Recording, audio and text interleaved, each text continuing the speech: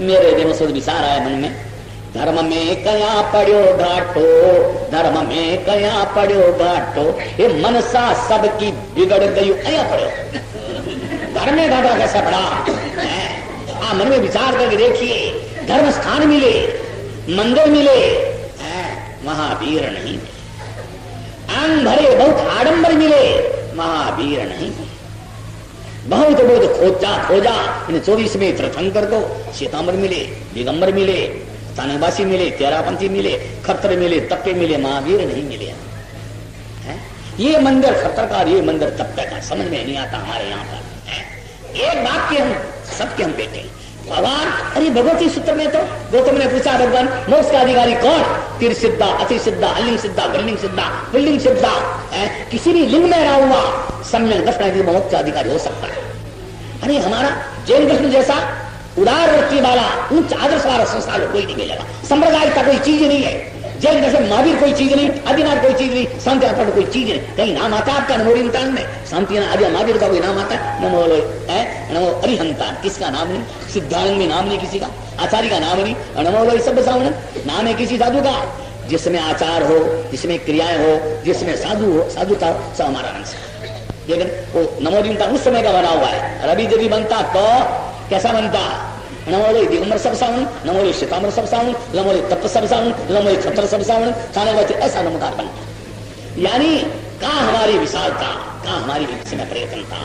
यानी एक कवि ने कहा, जैसे सिद्ध ममद संत होता है, उसी को मिलते हैं भगवान।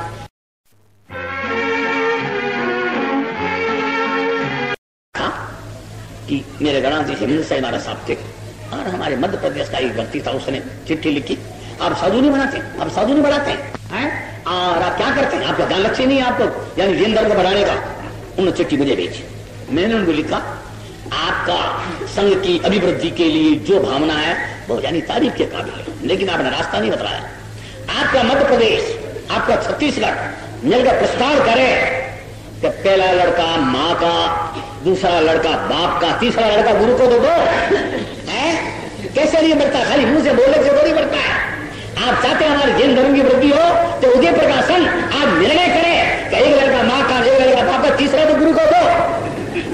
है तैयारी तुम्हारी? तुम्हारी तैयारी नहीं है तो क्या सुनने का क्या अर्थ होता है, समझ में नहीं आता है।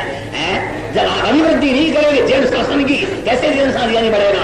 हाँ, तो एक राजकुमार क्यों दीक्षित हुए हैं? शास्त्रकार कहता है कि 8.5 वर्ष की उम्र में दीक्षा हो सकती है, यानी ऐसा विधान है हमारा। आजकल के लोग बहुत से कहते हैं कि महाराज ये क्या छोटे बच्चों को दीक्षा दे देते हो, तो समझाने कुछ करा नहीं। अरे भाई, समझने का क्या अर्थ होता है? जैन की कहीं परीक्षा होती है क्या? लोग कहते हैं महाराज आज हमारे सामने 2 प्रकार की, एक तराजू है, तराजू में 2 प्रकार यानी वो बड़े होते हैं, एक तो भुक्तभोगी साधु, एक अभुक्तभोगी साधु। एक तो भोगों को भोग करके साधु बनने वाले, एक बचपन में दीक्षा लेने वाले। अभुक्तभोगी साधु अपेक्षा भुक्तभोगी साधु का पतन ज्यादा हुआ है। तो आज जहर की परीक्षा नहीं होती है। आज महाडोगरों को जलेगा ही, जहर खाओगे तो मरेगा ही, मोटर की नीचा हो तो मरेगा ही, संसार में पड़ेगा, संसार में रसा बचा रहेगा, तो उसका उसी प्रकार हाल होगा। आज सुबह आसानी से लेकर के आज तक जितने आचार्य है मंदिर मार्ग की अनवासियों 13 पंक्ति में आप देख लो, 8 वर्ष की उम्र से लेकर के 15 वर्ष की उम्र तक जितने आचार्य सब बोले। आज चतुर्थ का दीक्षा ले लो तो स्वयं खुद कल्याण कर सकते हो, पर क्या करोगे? भगवती मान सकोगे, व्याकरण क्या पढ़ सकोगे? अगर बच्चा होगा वो सब पढ़ सके। आशासन की उन्नति तरक्की हो रही है बाल मुनियों के द्वारा। तो छोटा सी